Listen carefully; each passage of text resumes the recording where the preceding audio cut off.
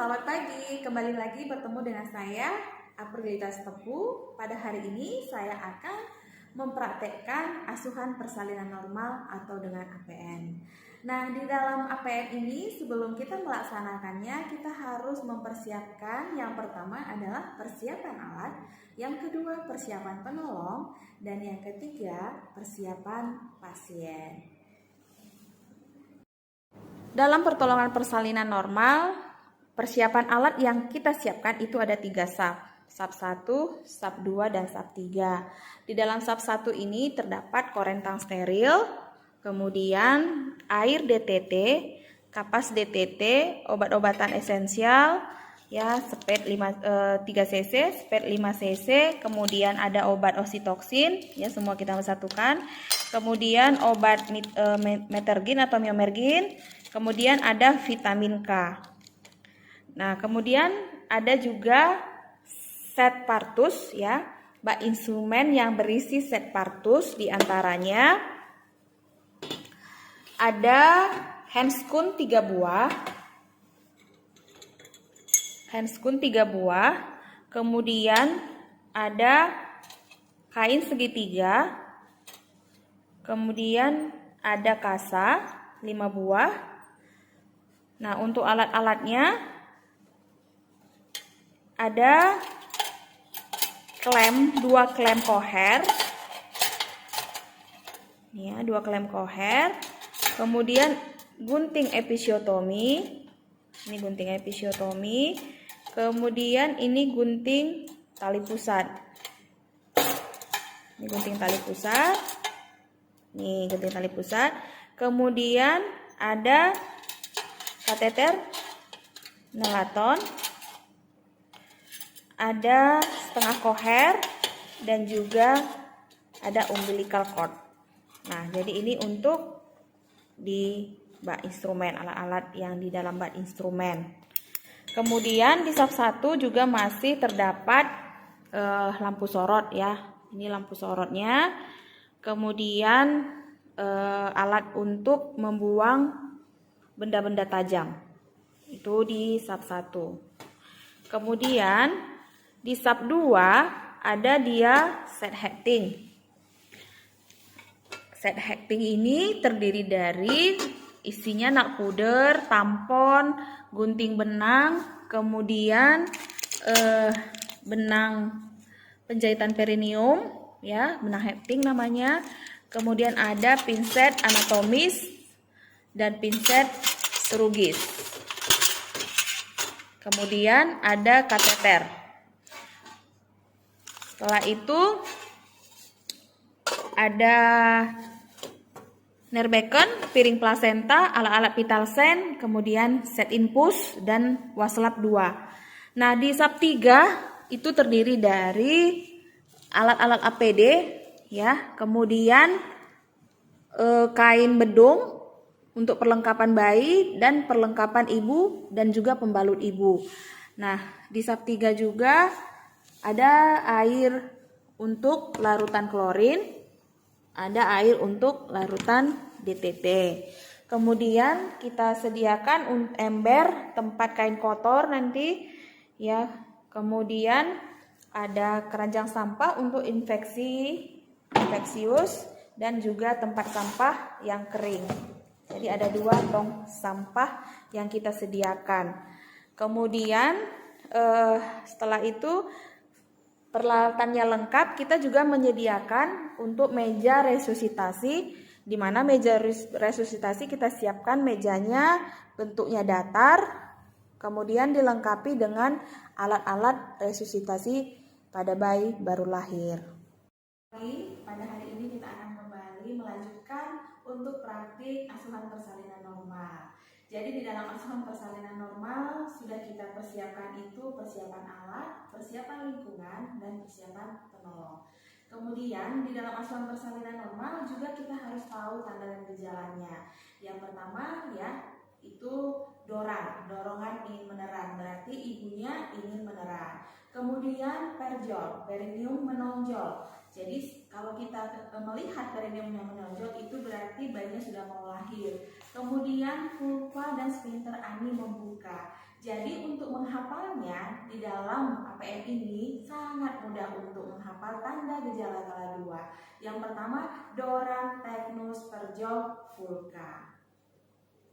Ketahui tanda dan gejala tala 2 tadi, kita menyiapkan alat, ya, obat-obatan tadi esensialnya, kemudian kita menyiapkan meja resusitasi dan menggelar kain di atas perut ibu. Nah, kemudian kita patahkan pasitoksin 10 unit 1 ampul. Kemudian kita buka step 3 cc. Ya, kita masukkan ke dalam bak instrumen.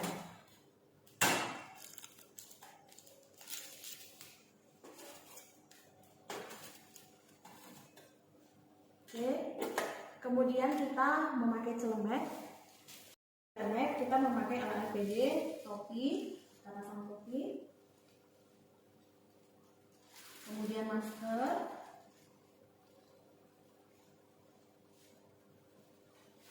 kemudian kacamata. Ini semua alatnya untuk menghindari percikan lidi maupun darah. Kemudian memakai sepatu bot.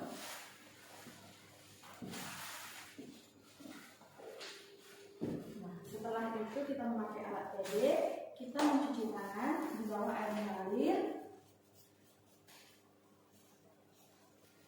Kemudian kita ambil lap tangan.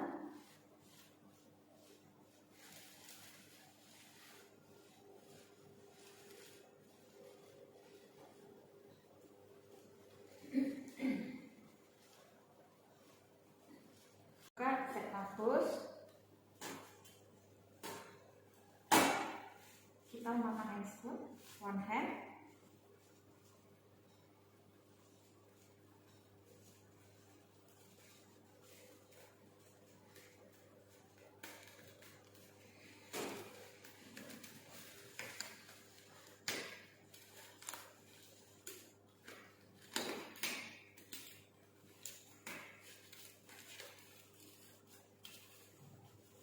Kemudian kita isap pasitoksin 10 unit atau 1 cc.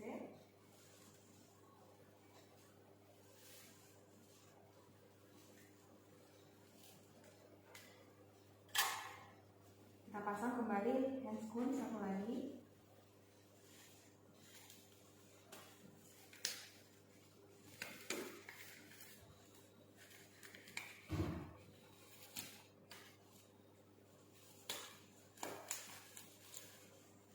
Kemudian kita dekatkan setengah koher. Sekarang kita mau mendekontaminasi atau melakukan pupa hygiene kepada ibu yang ingin bersalin. Kita ambil kapas DTT, kita celupkan ke air DTT. Kemudian kita melakukan pupa hygiene. Kita buka labia mayora dan minora. Setelah itu kita usap dari sisi yang terjauh sampai ke bawah. Kemudian dari yang terdekat. Kemudian dari tengah sampai ke anus. Nah, kita lihat pulvanya sudah bersih. Kemudian kita melakukan pemeriksaan dalam.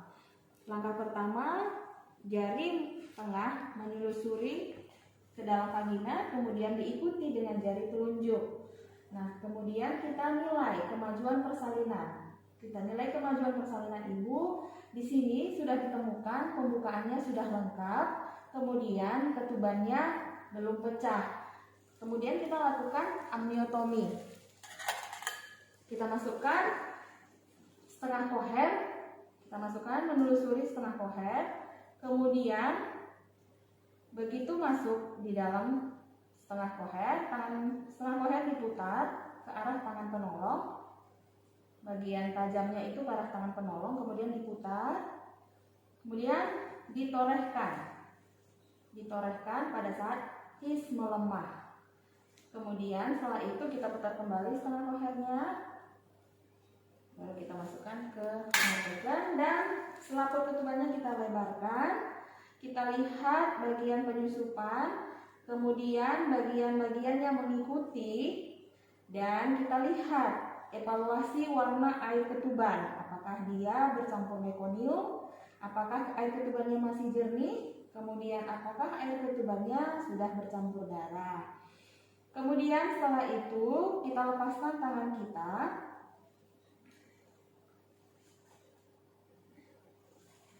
Nah, setelah kita melepaskan tangan kita mencelupkan di larutan klorin.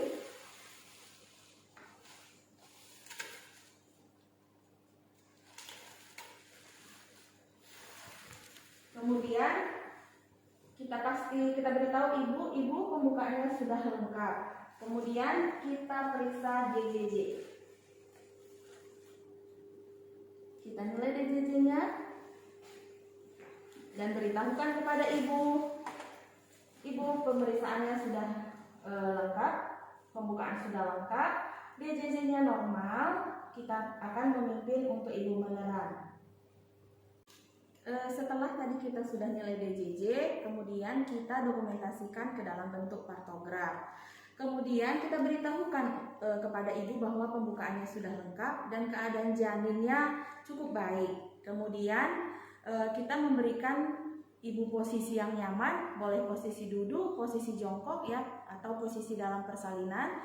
Kemudian kita tunggu hingga kontraksi datang kembali. Kita bimbing ibu untuk selalu melakukan teknik meneran secara benar dan efektif, dan juga kita bantu ibu untuk memberikan minuman cairan dan dukung ibu dalam emosional dalam melaksanakan pertolongan persalinan. Kemudian anjurkan keluarga memberikan dukungan dan semangat untuk ibu. Kemudian berikan cukup asupan cairan, dan juga kita harus mengajak ibu selalu berkomunikasi dengan baik dalam melakukan pertolongan persalinan sehingga ibu merasa nyaman pada saat melaksanakan pertolongan, pada saat melahirkan bayinya.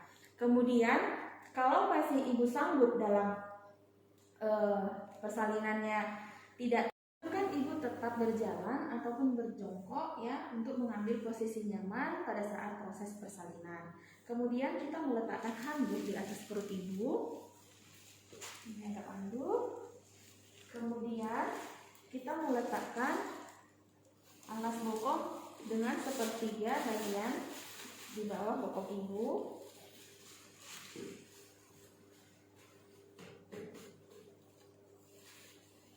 Kemudian kita membuka partuset.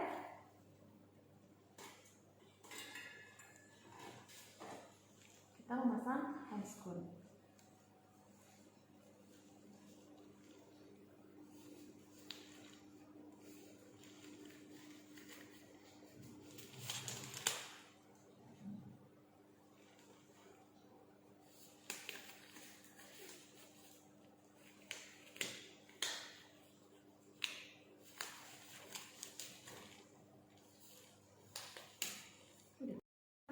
Kepala bayi 5 sampai 6 cm di depan pulpa. Kita melakukan pertolongan persalinan.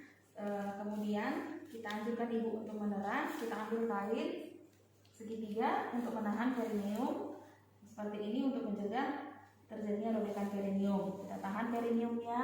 Kemudian kita ajak ibu untuk mengedang sambil kita pegang kepala bayi. Kita tahan supaya kepala bayi tidak terlalu fleksi. Kemudian setelah lahirnya kepala, lahirlah dahi, mata, dan hidung dan mulut.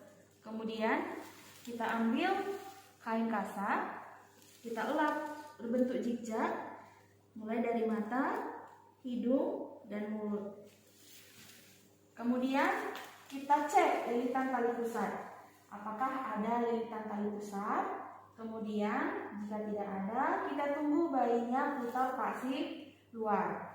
Kita tunggu bayinya putar paksi luar. Setelah itu sudah putar paksi luar kepala bayinya searah punggung janin. Kemudian tangan kita langsung berubah menjadi biparietal. Nah, untuk melahirkan bahu depan kita tarik ke bawah. Untuk melahirkan bahu belakang kita tarik ke atas. Kemudian tangan kita pindah menjadi jempol di dada. Kemudian melakukan teknik sanggah susur. Kita lahirkan bayi dengan teknik sanggah susur. Akhir kita lakukan penilaian pada baru lahir. Apakah bayinya cukup bulan. Kemudian kita nilai warna kulit, tonus otot, kemudian apakah gerakannya aktif, dan kita elap mulai dari kepala, wajah, kemudian badan sampai ekstremitas. Setelah itu kita ambil lainnya, kita ganti.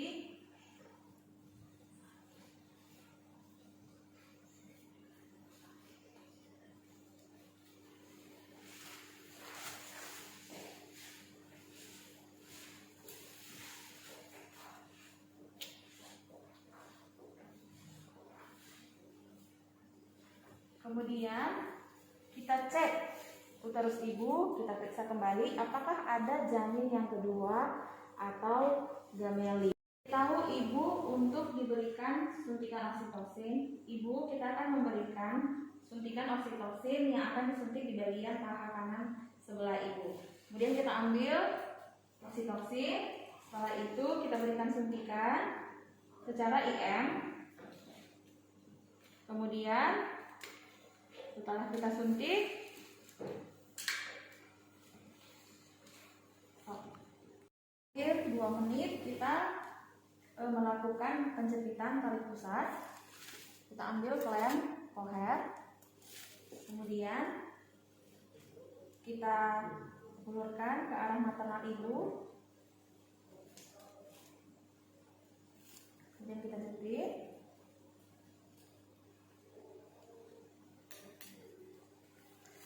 Setelah itu ke arah tetal dari sisi ini kita ambil lagi klem koher, kemudian berkisar dari 3 cm dari pusar bayi.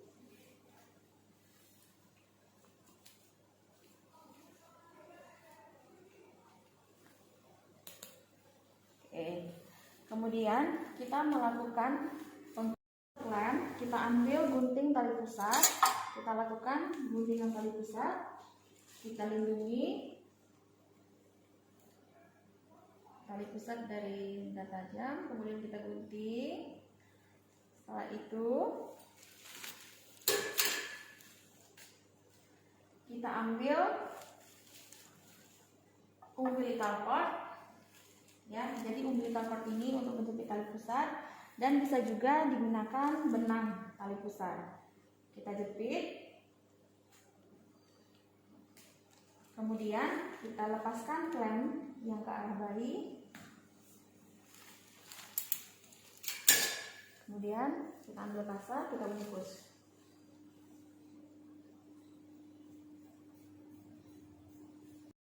Setelah kita melakukan pemotongan tali pusat dan mengikatkan tali pusat, kita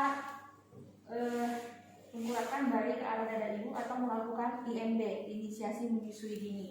Dan kemudian kita tengkurapkan bayi ke arah dada ibu, biarkan dia mencari puting susu selama 60 menit atau 1 jam. Kita lakukan IMD, kemudian setelah itu kita melakukan manajemen aktif skala 3. Manajemen aktif skala 3 atau pengeluaran plasenta, kita pindahkan klem tali pusat 5 sampai 10 cm dari vulva. Kita urut ke arah maternal, kemudian kita letakkan 5 sampai 10 cm di arah vulva. Kemudian kita lakukan peregangan tali pusat. Kemudian pada saat tangan kita satu di atas sifisis ibu. Kemudian pada saat uterus berkontraksi, tegangkan tali pusat ke arah bawah sambil tangan kita mendorong uterus ke arah belakang. Berarti ini bentuknya dorsokranial. Nah, seperti ini. Kemudian dengan hati-hati ya kita mendorongnya ke belakang. Setelah itu kita harus menilai tetap kontraksi pada uterus. Kemudian kita lahirkan plasenta. Kita lahirkan plasenta ya dengan tangan kita melakukan peregangan sejajar lantai. Nah, setelah plasenta tampak di vulva, kita melakukan teknik memilim. Jadi kita lahirkan dengan seperti ini untuk mencegah selaput selaput plasenta yang robek. Kita pilih, kita putar, kemudian kita letakkan di atas piring plasenta.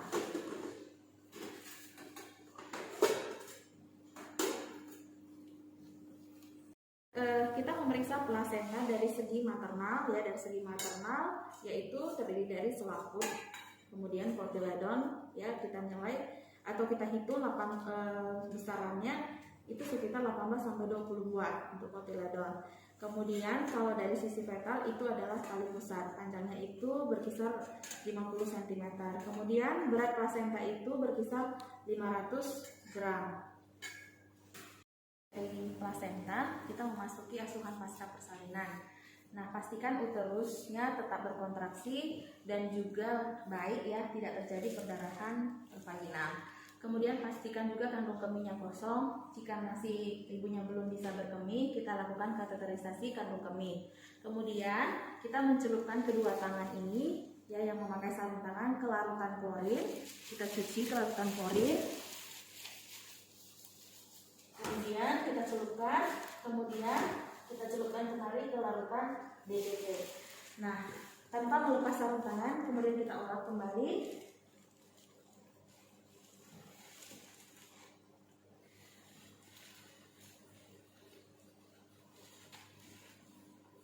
Kemudian kita tetap menganjurkan ibu dan keluarga cara untuk teknik memasase uterus ya, dengan cara teknik melingkar. Setelah itu kita memeriksa nadi ibu dan pastikan keadaan tubuh ibu itu baik. Kemudian kita evaluasi dan kita mengestimasikan jumlah cairan ataupun jumlah darah yang keluar, jumlah kehilangan darah ya. Kemudian kita pantau kembali keadaan bayi, apakah bayinya masih bernapas atau bayinya sulit bernapas, kita pantau. Kemudian kita lihat juga apakah bayinya menangis juga. Kemudian kita lihat apakah bayinya kedinginan ya, kita nilai. Kemudian kita tetap menjaga kehangatan bayi untuk mencegah hipotermi. Kemudian kita kembalikan lagi bayinya untuk kontak kulit dengan ibu. Kemudian kita bersihkan ibu dari cairan paparan darah dengan menggunakan air DDT. Kita lap dari sisi yang terjauh dan dari sisi yang terdekat. Kemudian untuk bagian alas bokong, lipat semua, masukkan ke dalam ember. Kemudian kita ambil wastafel untuk larutan klorin, kita ambil spray, klorin spray. Kemudian kita lap bagiannya dan di bawah. Oke. Merasa nyaman, kita semua mencelupkan alat-alat kita ke larutan klorin. Ini ke tempat injeksi. Kita celupkan semua ke dalam larutan klorin.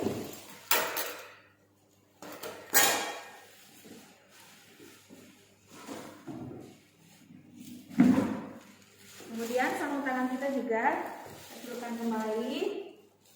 Kita buka.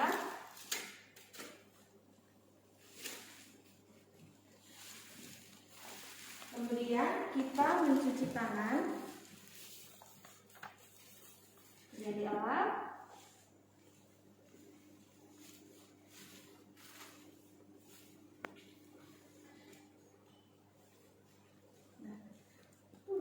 Kembali kita ambil lagi supaya 3 cc. Kemudian kita kembali memakai hand spoon, one hand.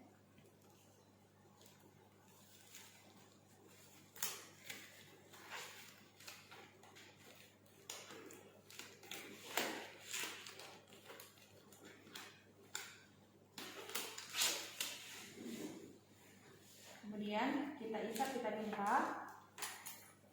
yang akan kita injeksikan kepada bayi sebanyak 0,5 cc. Kemudian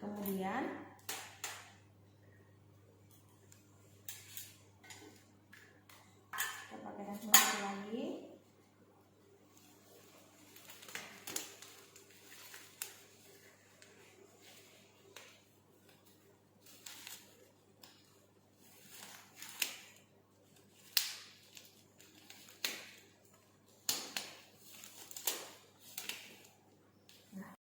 Kita kembali memberikan suntikan vitamin K kepada bayi.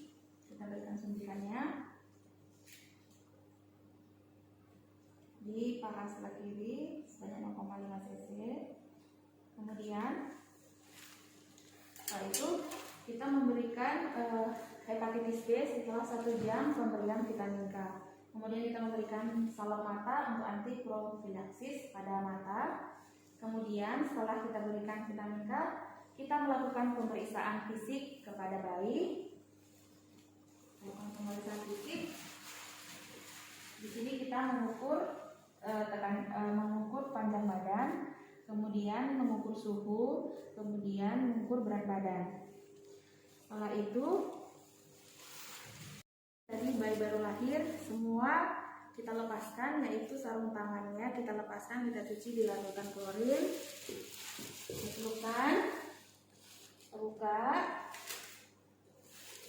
nanti ada titik, semua kita lepaskan celemek,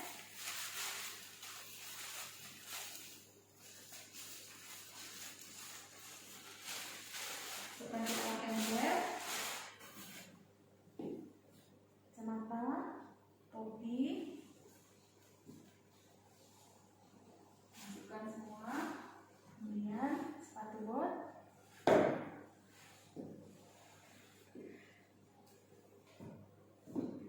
Setelah itu kita dokumentasikan ke dalam bentuk patogram. Terima kasih, inilah praktek video APN untuk hari ini. Salam sehat selalu.